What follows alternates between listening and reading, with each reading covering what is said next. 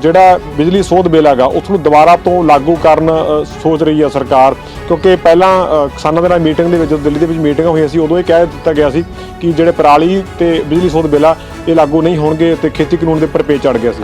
ਪਹਿਲਾਂ ਕਿਸਾਨਾਂ ਨੂੰ ਜਿਹੜੇ ਜਥੇਬੰਦੀ ਦੇ ਸਾਡੇ ਮੋਢੀ ਗਏ ਨੇ ਉਹਨਾਂ ਨਾਲ ਸਰਕਾਰ ਮੰਨੀ ਹੈ ਵੀ ਅਸੀਂ ਬਿਜਲੀ ਬਿੱਲ ਲਾਗੂ ਨਹੀਂ ਕਰਾਂਗੇ, ਨਾ ਪਰਾਲੀ ਸਾੜਨ ਵਾਲਾ ਬਿੱਲ ਲਾਗੂ ਕਰਾਂਗੇ। ਪਰ ਉਹਨਾਂ ਨੇ ਜਦੋਂ ਕਿਸਾਨਾਂ ਨੂੰ ਬਾਹਰ ਆ ਕੇ ਦੱਸਿਆ ਤਾਂ ਕਿਸਾਨਾਂ ਨੇ ਇਸ ਗੱਲ ਨੂੰ ਕੋਈ ਪੁਸ਼ਟੀ ਨਹੀਂ ਦਿੱਤੀ ਵੀ ਠੀਕ ਹੈ। ਕਿਸਾਨ ਜਿਹੜੇ ਬਿੱਲਾਂ ਤੇ ਖੇਤੀ ਕਾਨੂੰਨ ਬਿੱਲਾਂ ਤੇ ਅੜੇ ਹੋਏ ਨੇ, ਸਾਰੇ ਬਿੱਲ ਮਾਫ ਕਰਾਉਣ ਵਾਸਤੇ ਅੜੇ ਹੋਏ ਨੇ, ਲੇਕਿਨ ਇਹ ਸਰਕਾਰ ਦੀ ਪਾਲਿਸੀ ਦੀ ਵੀ ਕਿਤੇ ਕਿਸਾਨ ਇਹ ਦੋ ਬਿੱਲਾਂ ਨਾਲ ਹੀ ਵਿੜ ਜਾਣਗੇ। ਦਿਲ ਤਾਂ ਦੁਖੀ ਹੁੰਦਾ ਹੈ, ਪਰ ਜਿਹੜਾ ਪੰਜਾਬ ਸਰਕਾਰ ਨੇ ਨਾ ਕੇਂਦਰ ਸਰਕਾਰ ਨੂੰ ਚਿੱਠੀ ਲਿਖੀ ਹੈ, ਜਿਸ ਤਰ੍ਹਾਂ ਪਹਿਲਾਂ ਆੜ੍ਹਤੀਆਂ ਨਾਲ ਸੰਬੰਧ ਚੱਲਦਾ ਹੈ ਕਿਸਾਨ ਦਾ, ਉਸੇ ਤਰ੍ਹਾਂ ਹੀ ਸਰਕਾਰੀ ਖਰੀਦ ਤੇ ਅਸੀਂ ਖੁਸ਼ ਹਾਂ। ਸਰਕਾਰੀ ਖਰੀਦੇ ਹੋਊਗੀ, ਆਪਾਂ ਜੇ ਬਿੱਲ ਮਾਫ ਕਰਾਉਣੇ ਨੇ ਤਾਂ ਤਿੰਨੇ ਕਰਾਉਣੇ ਨੇ, ਨਹੀਂ ਉਹਨਾਂ ਟਾਈਮ ਅਸੀਂ ਬਾਰਡਰਾਂ ਦੇ ਡਟੇ ਹੋਏ ਹਾਂ, ਬਾਰਡਰਾਂ ਦੇ ਡਟੇ ਰਹਾਂਗੇ, ਰੱਦ ਕਰਾਏ ਬਗੈਰ ਨਹੀਂ ਮੁੜਾਂਗੇ। ਕੇਂਦਰ ਸਰਕਾਰ ਵੱਲੋਂ ਹਰ ਦਿਨ ਕਿਸਾਨਾਂ ਦੇ ਉੱਪਰ ਕੋਈ ਨਾ ਕੋਈ ਲੈਟਰ ਜਾਰੀ ਕਰਕੇ ਜਾਂ ਫਿਰ ਕੋਈ ਬਿਆਨਬਾਜ਼ੀ ਇਸ ਤਰ੍ਹਾਂ ਕਰਕੇ ਨਵੀਂ ਮੁਸੀਬਤ ਪਾ ਦਿੱਤੀ ਜਾਂਦੀ ਆ। ਪਹਿਲਾਂ ਹੀ ਕਿਸਾਨ ਨੇ ਜਿਹੜੇ ਗਰਮੀ ਦੇ ਸੀਜ਼ਨ ਤੋਂ ਲੈ ਕੇ ਖੇਤੀ ਕਾਨੂੰਨ ਰੱਦ ਕਰਾਉਣ ਦੇ ਲਈ ਪਹਿਲਾਂ ਪੰਜਾਬ ਤੇ ਫਿਰ ਹੁਣ ਦਿੱਲੀ ਦੇ ਵਿੱਚ ਧਰਨੇ ਤੇ ਬੈਠੇ ਨੇ। ਪਹਿਲਾਂ ਕਣਕ ਦੀ ਖਰੀਦ ਨੂੰ ਲੈ ਕੇ ਜਿਹੜੀਆਂ ਕਿ ਚਰਚਾਵਾਂ ਸ਼ੁਰੂ ਹੋਈਆਂ, ਸ਼ਰਤਾਂ ਲਗਾ ਦਿੱਤੀਆਂ ਗਈਆਂ। ਹੁਣ ਉਸ ਤੋਂ ਬਾਅਦ ਇੱਕ ਬਿਜਲੀ ਸੋਧ ਬਿੱਲ ਹੈ ਜਿਹੜਾ, ਜਿਸ ਨੂੰ ਕਿ ਪਹਿਲਾਂ ਸਰਕਾਰ ਨੇ ਕਹਿ ਦਿੱਤਾ ਸੀ ਕਿ ਇਹ ਲਾਗੂ ਨਹੀਂ ਹੋਏਗਾ, ਪਰ ਹੁਣ ਖਬਰਾਂ ਆ ਰਹੀਆਂ ਨੇ ਕਿ ਉਹ ਬਿਜਲੀ ਸੋਧ ਬਿੱਲ ਨੂੰ ਦੁਬਾਰਾ ਤੋਂ ਲਾਗੂ ਕਰਨ ਦੀ ਸਰਕਾਰ ਹੈ, ਜਿਹੜੀ ਕੇਂਦਰ ਸਰਕਾਰ ਹੈ, ਉਹ ਸੋਚ ਰਹੀ ਆ। ਸਾਡੇ ਨਾਲ ਕਿਸਾਨ ਨੇ, ਪਿੰਡਾਂ ਦੇ ਵਿੱਚ ਸੱਥਾਂ ਦੇ ਵਿੱਚ ਕਿਸਾਨ ਬੈਠਦੇ ਨੇ, ਚਰਚਾਵਾਂ ਕਰਦੇ ਨੇ ਇਹਨਾਂ ਖੇਤੀ ਕਾਨੂੰਨਾਂ ਨੂੰ ਲੈ ਕੇ, ਕਿਸ ਤਰ੍ਹਾਂ ਦਿੱਲੀ ਦੇ ਵਿੱਚ ਮਾਹੌਲ ਚੱਲ ਰਿਹਾ, ਕਿਸ ਤਰ੍ਹਾਂ ਰਣਨੀਤੀ ਅੱਗੇ ਬਣਾਈ ਜਾਊਗੀ, ਕਿਸ ਤਰ੍ਹਾਂ ਵਾਢੀ ਦਾ ਸੀਜ਼ਨ ਕਰਿਆ ਜਾਏਗਾ, ਉਹ ਕੀ ਕੁਝ ਸੋਚਦੇ ਨੇ, ਉਹਨਾਂ ਨਾਲ ਗੱਲਬਾਤ ਕਰ ਲੈਂਦੇ ਆ। ਸਰ, ਜਿਹੜੀ ਹੁਣ ਚਰਚਾਵਾਂ ਨਿਕਲ ਕੇ ਸਾਹਮਣੇ ਆ ਰਹੀਆਂ ਨੇ ਕਿ ਜਿਹੜਾ ਬਿਜਲੀ ਸੋਧ ਬਿੱਲ ਹੈਗਾ ਉਸ ਨੂੰ ਦੁਬਾਰਾ ਤੋਂ ਲਾਗੂ ਕਰਨ ਸੋਚ ਰਹੀ ਹੈ ਸਰਕਾਰ, ਕਿਉਂਕਿ ਪਹਿਲਾਂ ਕਿਸਾਨਾਂ ਦੇ ਨਾਲ ਮੀਟਿੰਗ ਦੇ ਵਿੱਚ ਦਿੱਲੀ ਦੇ ਵਿੱਚ ਮੀਟਿੰਗਾਂ ਹੋਈਆਂ ਸੀ, ਉਦੋਂ ਇਹ ਕਹਿ ਦਿੱਤਾ ਗਿਆ ਸੀ ਕਿ ਜਿਹੜੇ ਪਰਾਲੀ ਤੇ ਬਿਜਲੀ ਸੋਧ ਬਿੱਲ ਆ ਇਹ ਲਾਗੂ ਨਹੀਂ ਹੋਣਗੇ ਤੇ ਖੇਤੀ ਕਾਨੂੰਨ ਦੇ ਉੱਪਰ ਪੇਚ ਚੜ ਗਿਆ ਸੀ। ਜਿਹੜੀਆਂ ਪਹਿਲਾਂ ਸਰਕਾਰ ਨਾਲ 22 ਜਨਵਰੀ ਤੱਕ ਮੀਟਿੰਗਾਂ ਹੋਈਆਂ ਨੇ, ਉਹਨਾਂ ਦੇ ਵਿੱਚ ਸਰਕਾਰ ਦੋ ਬਿੱਲ ਇਹ ਰੱਦ ਕਰ ਰਹੀ ਸੀ ਵੀ ਆਹ ਬਿੱਲ ਅਸੀਂ ਰੱਦ ਕਰ ਦਿੰਦੇ ਹਾਂ, ਬਾਕੀ ਬਿੱਲ ਚੱਲਣਗੇ। ਤਾਂ ਸਰਕਾਰ ਬਾਹਰ ਕਿਸਾਨਾਂ ਨੇ ਆ ਕੇ ਦੱਸਿਆ ਸਾਨੂੰ ਵੀ ਆਹ ਬਿੱਲ ਉਹ ਕਰ ਦੇਣੇ, ਤਾਂ ਕਿਸਾਨਾਂ ਨੇ ਬਿਲਕੁਲ ਨਾ ਕਰਤੀ ਵੀ ਤਿੰਨੇ ਬਿੱਲ ਜਿਹੜੇ ਬਿੱਲ ਨੇ ਇਹ ਰੱਦ ਹੋਣੇ ਚਾਹੀਦੇ ਨੇ, ਵੀ ਇਹਨਾਂ ਤੋਂ ਬਗੈਰ ਸਾਡੇ ਲਈ ਕੋਈ ਮੰਗ ਨਹੀਂ ਹੈਗੀ, ਹੋਰ ਸਾਰੇ ਅਸੀਂ ਰੱਦ ਕਰਾ ਕੇ ਹਿੱਲਣਾ ਇੱਥੋਂ। ਸੰਘਰਸ਼ ਦੇ ਉੱਪਰ ਅਸਰ ਪਏਗਾ ਇਹ ਚੀਜ਼ਾਂ ਦਾ ਜਦੋਂ ਬਿਆਨਬਾਜ਼ੀ ਇਸ ਤਰ੍ਹਾਂ ਦੀ ਹੋਣ ਲੱਗ ਜਾਂਦੀ ਹੈ, ਸਰਕਾਰਾਂ ਇਸ ਤਰ੍ਹਾਂ ਦੀਆਂ ਬਿਆਨਬਾਜ਼ੀਆਂ ਦੇਣ ਲੱਗ ਜਾਂਦੀਆਂ ਨੇ, ਜਦੋਂ ਕੁਝ ਥੋੜੀ ਜਿਹੀ ਰਾਹਤ ਫਿਰ ਵੀ ਕਿਸਾਨਾਂ ਨੂੰ ਮਿਲਦੀ ਆ। ਪਹਿਲਾਂ ਲੱਗ ਰਿਹਾ ਸੀ ਕਿ ਜੇ ਦੋ ਬਿੱਲ ਨੇ ਚਲੋ ਉਹਨਾਂ ਦੇ ਉੱਪਰ ਸਹਿਮਤੀ ਹੋ ਚੁੱਕੀ ਆ, ਹੁਣ ਤੀਜੇ ਮੰਨਣ ਦੀ ਬਜਾਏ ਤਾਂ ਜਿਹੜੇ ਪਹਿਲਾਂ ਵਾਲੇ ਦੋ ਨੇ ਤਾਂ ਉਹਨਾਂ ਦੇ ਉੱਪਰ ਵੀ ਕਿਤੇ ਨਾ ਕਿਤੇ ਇਸ ਤਰ੍ਹਾਂ ਦੇ ਸਵਾਲ ਖੜੇ ਹੋ ਰਹੇ ਨੇ। ਨਹੀਂ, ਕੋਈ ਸੰਘਰਸ਼ ਦੇ ਵਿੱਚ ਕੋਈ ਫਰਕ ਨਹੀਂ ਪੈਂਦਾ ਹੈਗਾ, ਕਿਸਾਨ ਉੱਥੇ ਡਟੇ ਹੋਏ ਨੇ, ਸੰਘਰਸ਼ ਨਾਲ ਕੋਈ ਸੰਬੰਧ ਨਹੀਂ ਇਹਨਾਂ ਬਿੱਲਾਂ ਦਾ ਸੰਘਰਸ਼ ਦਾ ਸੰਬੰਧ ਇਹੀ ਹੈ ਬਸ ਵੀ ਰੱਦ ਕਰਾ ਕੇ ਹਿੱਲਣਾ, ਉੱਥੋਂ ਸੰਘਰਸ਼ ਜਾਰੀ ਰਹੇਗਾ। ਇਹੀ ਜੀ ਕੋਈ ਗੱਲ ਨਹੀਂ, ਕਿਸਾਨ ਬਿਲਕੁਲ ਡਟੇ ਹੋਏ ਨੇ, ਆਪਦੇ ਧਰਨੇ ਤੋਂ ਕਿਸਾਨ ਨਹੀਂ ਹਟਣਗੇ। ਕਿਵੇਂ ਦੇਖਦੇ ਹੋ ਇਸ ਬਿਆਨ ਨੂੰ, ਕਿਵੇਂ ਦੇਖਦੇ ਹੋ?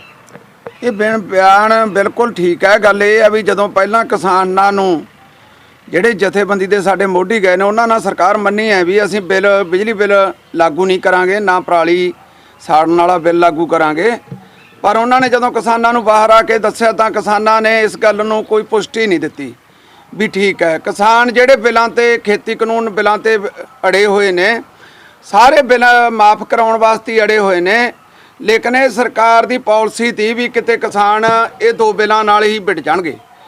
ਪਤਾ ਕੀ, ਪਰ ਜਿਹੜੇ ਜਾਂਦੇ ਆ ਆਗੂ ਨੇਗੇ, ਆਗੂ ਸਾਡੇ ਪੜ੍ਹੇ ਲਿਖੇ ਬਹੁਤ ਨੇ, ਉਹਨਾਂ ਆਗੂਆਂ ਨੇ ਆ ਕੇ ਦੱਸਿਆ ਵੀ ਸਰਕਾਰ ਆਪਾਂ ਨੂੰ ਇਹ ਲੋਲੀਪੋਪ ਦਿੰਦੀ ਹੈ, ਪਰ ਆਪਾਂ ਇਹ ਸਰਕਾਰ ਨੂੰ, ਕਿਸਾਨਾਂ ਨੇ ਜਿਹੜੇ ਸਾਡੇ ਆਗੂ ਤੇ ਉਹਨਾਂ ਨੂੰ ਨਾ ਕਰ ਦਿੱਤੀ ਵੀ ਪਰ ਆਪਾਂ ਜੇ ਬਿੱਲ ਮਾਫ ਕਰਾਉਣੇ ਨੇ ਤਾਂ ਤਿੰਨੇ ਕਰਾਉਣੇ ਨੇ, ਨਹੀਂ ਉਹਨਾਂ ਟਾਈਮ ਅਸੀਂ ਬਾਰਡਰਾਂ ਦੇ ਡਟੇ ਹੋਏ ਹਾਂ, ਬਾਰਡਰਾਂ ਦੇ ਡਟੇ ਰਹਾਂਗੇ, ਰੱਦ ਕਰਾਏ ਬਗੈਰ ਨਹੀਂ ਮੁੜਾਂਗੇ। ਹੌਸਲੇ ਕਿਵੇਂ ਨੇ ਹੁਣ, ਕਿਉਂਕਿ ਸਮਾਂ ਬਹੁਤ ਹੋ ਗਿਆ, 4 ਮਹੀਨੇ ਤੋਂ ਉੱਪਰ ਦਾ ਸਮਾਂ ਤਾਂ ਦਿੱਲੀ ਬੈਠੇ ਨੂੰ ਹੋ ਗਿਆ। ਹੌਸਲੇ ਬੁਲੰਦ ਨੇ। ਜਿਸ ਤਰ੍ਹਾਂ ਪਹਿਲਾਂ ਪਿੰਡਾਂ 'ਚੋਂ ਟੀਮਾਂ ਜਾਂਦੀਆਂ ਤੀਆਂ, ਜਿਵੇਂ 10 ਬੰਦੇ ਚਲੇ ਗਏ, 10 ਦਿਨ ਲਾਉਂਦੇ ਆ, 10 ਦਿਨਾਂ ਬਾਅਦ ਆਉਂਦੇ ਆ, 10 ਦਿਨਾਂ ਆਉਂਦਿਆਂ ਨੂੰ ਟੀਮ ਫੇਰ ਤਿਆਰ ਹੈ। ਆਪ ਹਮਾਰੀ ਕਿਸੇ ਨੂੰ ਕਹਿਣ ਦੀ ਲੋੜ ਨਹੀਂ, ਟੀਮਾਂ ਬਹੁਤ ਆਪ ਹਮਾਰੀਆਂ ਜਾਂਦੀਆਂ ਨੇ, ਲੋਕਾਂ ਨੂੰ ਉਨਾ ਹੀ ਉਤਸ਼ਾਹ ਹੈ। ਖੇਤੀ ਜਿਹੜੀ ਕੋਈ ਹਾੜੀ ਦੀ ਫਸਲ ਸਾਹਮਣੀ ਹੈ ਉਹ ਇਸ ਤਰ੍ਹਾਂ ਹੈਗਾ, ਦੂਏ ਭਾਈ ਦੀ ਸਾਂਭਾਂਗੇ, ਜਿਹੜਾ ਦਿੱਲੀ ਬੈਠਾ ਹੋਊਗਾ उसका जो काम करने वाला गैली जी रही संगत है वह करूगी। सानू कोई भी इस गल की परवाह नहीं फसल सामण की। फसल नाले हुण मशीनरी है, फसल तो 2-3 दिन च सामी जानी है।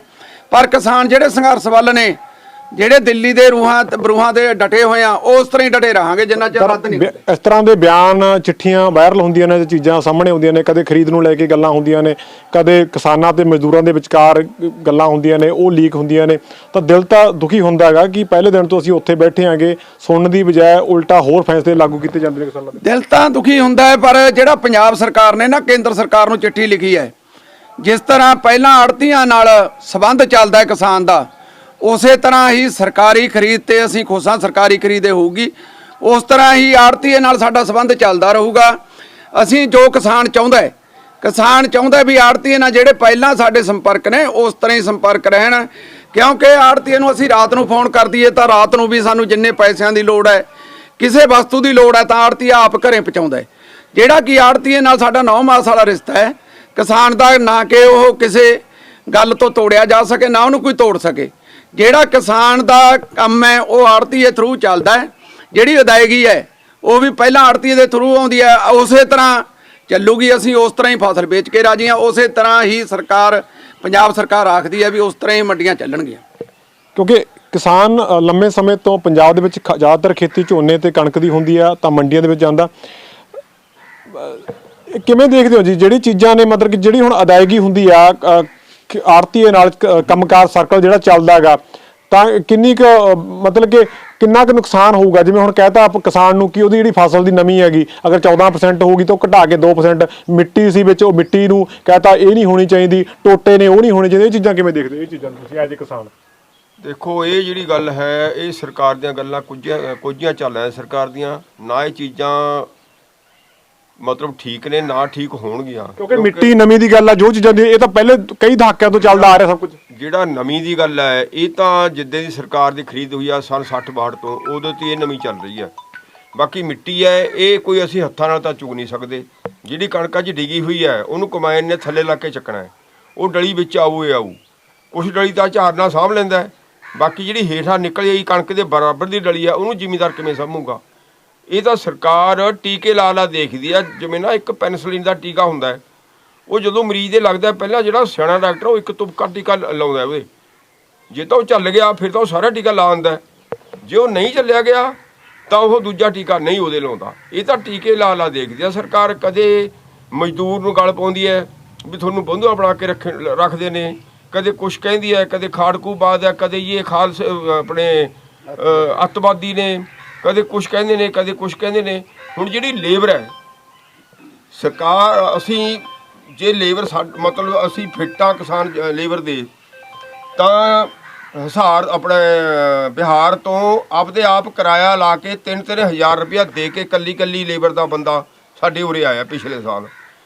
ਜੇ ਮਤਲਬ ਅਸੀਂ ਉਹਨਾਂ ਦੇ ਪੈਸੇ ਖਰਾਬ ਕਰਦੇ ਤਾਂ ਐਤਕੀ ਕਮਾਉਂਦੇ, ਐਤਕੀ ਲੇਬਰਾਂ ਪਹਿਲਾਂ ਬੈਠੀਆਂ ਨੇ। ਇਸ ਕਰਕੇ ਸਰਕਾਰ ਦੀਆਂ ਗੁੱਝੀਆਂ ਚਾਲਾਂ ਨੇ, ਅਸੀਂ ਨਾ ਚੱਲਣ ਦੇਈਏ ਨਾ ਚੱਲਣ ਦੇਵਾਂਗੇ। ਅਸੀਂ ਸੰਘਰਸ਼ ਵਾਲੀ ਗੱਲ ਹੈ ਜਿਹੜੀ ਉਹ ਤੇ ਪੂਰੇ ਡਟੇ ਰਹਾਂਗੇ। ਬਾਕੀ ਸਾਨੂੰ ਕਣਕ ਵੱਢਣ ਦੀ ਕੋਈ ਦਿੱਕਤ ਨਹੀਂ, ਕੰਬਾਈਨ ਨੇ ਵੱਢਣੀ ਹੈ, ਇਕੱਲਾ ਬੰਦਾ ਉੱਥੇ ਮੰਡੀ 'ਚ ਬਹਿ ਕੇ ਵੇਚ ਦੂਗਾ। 10 ਘਰਾਂ ਦੀ ਕਣਕ ਇਕੱਲਾ ਬੰਦਾ ਵੇਚ ਸਕਦਾ, ਇਸ ਕਰਕੇ ਸਾਨੂੰ ਇਹ ਕੋਈ ਦਿੱਕਤਾਂ ਨਹੀਂ ਹਨ। ਕਣਕ ਇੱਕ ਚੀਜ਼ ਹੋਰ ਦੇਖਣ ਨੂੰ ਆ, ਕਿਉਂ ਕਿਸਾਨ ਨੇਤਾਵਾਂ ਦੇ ਨਾਲ ਵੀ ਗੱਲਬਾਤ ਜਦੋਂ ਕਰਦੇ ਆ, ਉਹ ਵੀ ਕਹਿੰਦੇ ਨੇ ਕਿ ਜੋ ਕੁਝ ਪੰਜਾਬ ਦੇ ਵਿੱਚ ਹੋ ਰਿਹਾ ਹੈਗਾ, ਚਾਹੇ ਭਾਜਪਾ ਦੇ ਨੇਤਾਵਾਂ ਦੇ ਨਾਲ ਉਹਨਾਂ ਦਾ ਵਿਰੋਧ ਹੋ ਰਿਹਾ, MLA ਨਾਲ ਕੁੱਟਮਾਰ ਹੋਈ ਹੈਗੀ, ਨੇਤਾਵਾਂ ਦੀ ਗੱਲ ਹੋਰ ਆ, ਪਰ ਤੁਸੀਂ ਗਰਾਊਂਡ ਤੇ ਰਹੇ ਹੋ, ਪਿੰਡਾਂ 'ਚ ਰਹੇ ਹੋ, ਤੁਸੀਂ ਇਹ ਚੀਜ਼ਾਂ ਨੂੰ ਕਿਵੇਂ ਦੇਖਦੇ ਹੋ? ਕਿਉਂਕਿ ਨੇਤਾ ਕਹਿੰਦੇ ਨੇ ਕਿ ਜਦੋਂ ਇਹ ਚੀਜ਼ਾਂ ਹੋ ਰਹੀਆਂ ਨੇ ਇਹਦੇ ਲਈ ਭਾਜਪਾ ਨੇਤਾਵਾਂ ਦੀਆਂ ਜਿਹੜੀ ਬਿਆਨਬਾਜ਼ੀ ਆ, ਜਿਹੜੀ ਬੇਲੋੜੀ ਬਿਆਨਬਾਜ਼ੀ ਆ, ਸਾਰਾ ਜਿਹੜੀ ਜੜ ਹੈ ਉਹਦੀ ਉਹ ਆ ਗਈ। ਦੇਖੋ ਵਿੱਕੀ ਜੀ, ਗੱਲ ਐ ਆ ਵੀ ਜਿਹੜੀ MLA ਨਾਲ ਵਧੀਕੀ ਹੋਈ ਉਹ ਕਿਸਾਨ ਤਾਂ ਨਹੀਂ ਕਰਦਾ, ਕਿਸੇ ਸ਼ਰਾਰਤੀ ਅਨਸਰ ਨੇ ਕਰਤੀ ਹੋਊਗੀ, ਮੰਦਭਾਗੀ ਹੈ। ਪਰ ਇਹਦੀ ਜ਼ਿੰਮੇਵਾਰ BJP ਸਰਕਾਰ ਹੈ। BJP ਸਰਕਾਰ ਗਰੇਵਾਲ ਰੋਜ਼ ਕਿਸਾਨਾਂ ਦੇ ਖਿਲਾਫ ਬਿਆਨ ਦਿੰਦਾ ਹੈ। ਕਦੇ ਕਹਿੰਦਾ ਵੀ ਬਿੱਲ ਮਾਫ ਨਹੀਂ ਹੁੰਦੇ, ਜੋ ਲਾਉਣਾ ਜ਼ੋਰ ਲਾ ਲੈਣਾ, ਕਦੇ ਕਹਿੰਦਾ ਅਸੀਂ ਪਿੰਡ ਫਿਰਾਂਗੇ, ਕਿਉਂਕਿ ਉਹ ਕਿਸਾਨ ਨੂੰ ਉਕਸਾ ਰਿਹਾ ਹੈ। ਜਦੋਂ ਕਿਸਾਨਾਂ ਨੂੰ ਉਕਸਾਉਂਦੇ ਨੇ, ਉਕਸਾਉਣ ਦੇ ਬਾਵਜੂਦ 120 ਦਿਨ ਹੋ ਗਏ, 25 ਦਿਨ ਸਾਨੂੰ ਦਿੱਲੀ ਦੀਆਂ ਬਰੂਹਾਂ ਤੇ ਬੈਠਿਆਂ ਨੂੰ, 300 ਤੋਂ ਵੱਧ ਸਾਡਾ ਕਿਸਾਨ ਸ਼ਹੀਦ ਹੋ ਗਿਆ, ਕਿਸੇ ਨੇ ਹਾਂ ਦਾ ਨਾਰਾ ਤਾਂ ਮਾਰਿਆ ਨਹੀਂ। ਜਿਹੜੀ BJP ਸਰਕਾਰ ਹੈ ਸਮਕਾ ਤੇ ਸਾਡੇ ਜ਼ਖਮਾਂ ਤੇ ਨੂਣ ਭੁਗਦੀ ਹੈ, ਨੂਣ ਭੁੱਕ ਕੇ ਦੇਖਦੀ ਹੈ ਵੀ ਕਿਸਾਨ ਬੋਲਦਾ ਹੈ। ਆਖਰ ਨੂੰ ਜੇ ਮੰਦਭਾਗੀ ਘਟਨਾ ਹੋਈ ਤਾਂ ਇਹ BJP ਦੀ ਕਰਤੂਤ ਨਾ ਹੋਈ ਹੈ, ਜਿਹੜੀਆਂ ਨਾ ਕਿ- ਚੀਜ਼ਾਂ ਨੇ ਜਿਵੇਂ ਤੁਸੀਂ ਕਹਿ ਰਹੇ ਹੋ ਕਿ ਹਰਜੀਤ ਗਰੇਵਾਲ ਨੂੰ ਲੈ ਕੇ ਕਾਫੀ ਚਰਚਾ ਦੇ ਵਿੱਚ ਰਹਿੰਦੇ ਨੇ, ਕਿਉਂਕਿ ਉਹਨਾਂ ਨੂੰ ਲੈ ਕੇ ਵੀ ਅਸੀਂ ਜਾਵਾਂਗੇ, ਮੈਂ ਬਰਨਾਲੇ ਜਾਊਂ, ਮੈਂ ਅੱਜ ਵੀ ਲੁਧਿਆਣੇ ਜਾ ਕੇ ਆਇਆ, ਇਸ ਤਰ੍ਹਾਂ ਦੇ ਬਿਆਨ ਦਿੰਦੇ ਨੇ, ਮੈਂ ਜਾਊਂਗਾ, ਅਸੀਂ ਰੈਲੀਆਂ ਕਰਾਂਗੇ। ਤਾਂ ਇਹ ਚੀਜ਼ਾਂ ਕਿਤੇ ਨਾ ਕਿਤੇ ਚੈਲੰਜ ਕਰਨ ਵਾਲੀਆਂ ਚੀਜ਼ਾਂ ਨੇ ਵੀ ਕਿਸਾਨ ਆਉਣ, ਰੌਲਾ ਪਵੇ, ਹੁੱਲੜਬਾਜ਼ੀ ਹੋਵੇ, ਲਾਠੀ ਚਾਰਜ ਹੋਵੇ, ਇਹ ਚੀਜ਼ਾਂ। ਇਹ ਸਾਰੀ ਗੱਲ ਕੀ ਹੈ ਜਿਹੜੀ ਕਿ ਹਰਜੀਤ ਗਰੇਵਾਲ ਕਹਿੰਦਾ ਮੈਂ ਅੱਜ ਲੁਧਿਆਣੇ ਜਾ ਕੇ ਆਇਆ, ਮੈਂ ਬਰਨਾਲੇ ਜਾ ਕੇ ਆਇਆ, ਉਹ ਕਿਸਾਨਾਂ ਨੂੰ ਚੈਲੰਜ ਕਰਦਾ ਹੈ। ਚੈਲੰਜ ਕਰਦਾ ਉਹ ਕਿਸਾਨਾਂ ਨੂੰ, ਕਹਿੰਦਾ ਵੀ ਭੜਕਣ ਕਿਸਾਨ ਸਾਡੇ ਨਾਲ ਹੱਥੋਂ ਪਾਈ ਹੋਣ, ਜਿਹੜਾ ਚੱਲ ਰਿਹਾ ਸਾਡਾ ਪੀਸਫੁਲ ਸੰਘਰਸ਼ ਹੈ ਉਹਨੂੰ ਖਰਾਬ ਕਰਨ ਤੇ ਤੁਰਿਆ ਹੋਇਆ ਹੈ। ਉਸ ਨੂੰ ਐ ਆ ਵੀ ਜੇ ਖਰਾਬ ਹੋਊਗਾ ਪੀਸਫੁਲ ਲੈ ਕੇ ਇਹਨਾਂ ਦਾ ਜਿਹੜਾ ਧਰਨਾ ਉਹਨੂੰ ਇਸ ਤਰ੍ਹਾਂ ਠਾ ਨਹੀਂ ਸਕਦੇ। ਜੇ ਅਸੀਂ ਕੋਈ ਹੁੱਲੜਬਾਜੀ ਕਰਨਗੇ ਸਾਡੇ ਜਵਾਨ, ਕੱਲ ਨੂੰ ਸਰਕਾਰ ਕਹੂਗੀ ਜੀ ਇਹ ਦੰਗੇ ਕਰਦੇ ਨੇ, ਪਹਿਲਾਂ ਹੀ ਸਾਨੂੰ ਮਾਓਵਾਦੀ ਕਹਿੰਦੀ, ਅੱਤਵਾਦੀ ਕਹਿੰਦੀ ਹੈ, ਨਕਸਲਵਾਦੀ ਕਹਿੰਦੀ ਹੈ। ਉਹ ਸਰੇਆਮ ਕਹਿੰਦਾ ਕਿ ਗਰੇਵਾਲ ਵੀ ਕਾਮਰੇਡ ਨੇ, ਦਰਸ਼ਨਪਾਲ ਕਾਮਰੇਡ ਹੈ, ਫਲਾਣਾ ਕਾਮਰੇਡ ਹੈ ਜੀ, ਉਹ ਪਹਿਲਾਂ ਹੀ ਕਹਿੰਦਾ ਹੈਗਾ। ਉਹ ਕੀ ਕਰਦਾ, ਉਹ ਕਿਸਾਨਾਂ ਨੂੰ ਉਕਸਾਉਂਦਾ ਹੈ, ਕਿਸਾਨਾਂ ਨੂੰ ਉਕਸਾ ਕੇ ਉਹ ਲੜਾਉਣਾ ਚਾਹੁੰਦਾ ਹੈ। ਜਿਹੜਾ ਸਾਡਾ ਅੱਜ ਦਾ ਯੂਥ, ਅੱਜ ਦੇ ਸਾਡੇ ਸਮਝਦਾਰ ਲੀਡਰ, ਉਹ ਇਸ ਧਰਨੇ ਨੂੰ ਪਹਿਲਾਂ ਪੰਜਾਬ ਤੋਂ ਚੱਲਿਆ ਗਰਮੀ ਤੋਂ, ਹੁਣ 120-25 ਦਿਨਾਂ ਤੋਂ ਲੈ ਕੇ ਦਿੱਲੀ ਦੇ ਬਰੂਹਾਂ ਤੇ ਬੈਠਾ ਹੈ। ਪਰ ਅਸੀਂ ਇਹਨੂੰ ਪੀਸਫੁਲ ਰੱਖਾਂਗੇ, ਸਮਝਿਆ, ਅਸੀਂ ਇਹਨੂੰ ਪੂਰਾ ਸਿਰੇ ਲਾ ਕੇ ਛੱਡਾਂਗੇ। ਜਿੰਨਾ ਚਿਰ ਸੰਘਰਸ਼ ਚੱਲੂਗਾ ਡਟ ਕੇ ਮਦਦ ਕਰਾਂਗੇ, ਬਿੱਲ ਰੱਦ ਕਰਾ ਕੇ ਮੁੜਾਂਗੇ। ਬਿਲਕੁਲ, ਇੱਕ ਕਿਸਾਨ ਸੀ, ਤੁਸੀਂ ਸੁਣਿਆ ਕਿ ਜਿਹੜੀਆਂ ਬਿਜਲੀ ਸੋਧ ਬਿੱਲ ਨੂੰ ਲੈ ਕੇ ਗੱਲਾਂ ਹੋ ਰਹੀਆਂ ਨੇ, ਉਸ ਨੂੰ ਲੈ ਕੇ ਭਾਜਪਾ ਨੇਤਾਵਾਂ ਦੀ ਬਿਆਨਬਾਜ਼ੀ ਨੂੰ ਲੈ ਕੇ ਸੰਘਰਸ਼ ਕਿਸ ਤਰ੍ਹਾਂ ਚੱਲੇਗਾ, ਖੁੱਲ੍ਹ ਕੇ ਗੱਲਬਾਤ ਕੀਤੀ ਹੈ। ਕਿਉਂਕਿ ਜੋ ਕੁਝ ਪੰਜਾਬ ਦੇ ਵਿੱਚ ਹੋ ਰਿਹਾ, ਚਾਹੇ ਭਾਜਪਾ ਨੇਤਾਵਾਂ ਦਾ ਵਿਰੋਧ ਹੋ ਰਿਹਾ, ਉਸ ਦੇ ਪਿੱਛੇ ਕਿਤੇ ਨਾ ਕਿਤੇ ਭਾਜਪਾ ਨੇਤਾਵਾਂ ਦੀ ਜਿਹੜੀ ਬਿਆਨਬਾਜ਼ੀ ਆ ਉਹ ਕਿਸਾਨ ਵੀ ਕਹਿ ਰਹੇ ਨੇ ਤੇ ਕਿਸਾਨ ਨੇਤਾ ਵੀ ਕਹਿ ਰਹੇ ਨੇ। ਖਾਸ ਤੌਰ ਤੇ ਟਾਰਗੇਟ ਅਗਰ ਭਾਜਪਾ ਦੇ ਵਿੱਚ ਕੀਤਾ ਜਾਂਦਾ ਤਾਂ ਹਰਜੀਤ ਗਰੇਵਾਲ ਨੂੰ ਕੀਤਾ ਜਾਂਦਾ। ਜੋਗਿੰਦਰ ਗਰਾਹਾਂ ਕਹਿੰਦੇ ਨੇ ਕਿ ਜੋ ਹਰਜੀਤ ਗਰੇਵਾਲ ਦੀ ਬਿਆਨਬਾਜ਼ੀ ਆ, ਸਭ ਕੁਝ ਉਹ ਜੜ ਹੈ ਇਸ ਪੂਰੇ ਮਾਮਲੇ ਨੂੰ ਪੰਜਾਬ ਦੇ ਵਿੱਚ ਹਵਾ ਦੇਣ ਦੇ ਲਈ। ਕਿਉਂਕਿ ਹਰਜੀਤ ਗਰੇਵਾਲ ਨੂੰ ਦਿੱਲੀ ਦੇ ਵਿੱਚ ਕੋਈ ਪੁੱਛਦਾ ਤੱਕ ਨਹੀਂ, ਅਗਰ ਸਾਡੀ ਮੀਟਿੰਗ ਹੁੰਦੀ ਆ ਤਾਂ ਉਹਨਾਂ ਨੂੰ ਨੀਚੇ ਬਿਠਾਇਆ ਜਾਂਦਾ ਹੈਗਾ।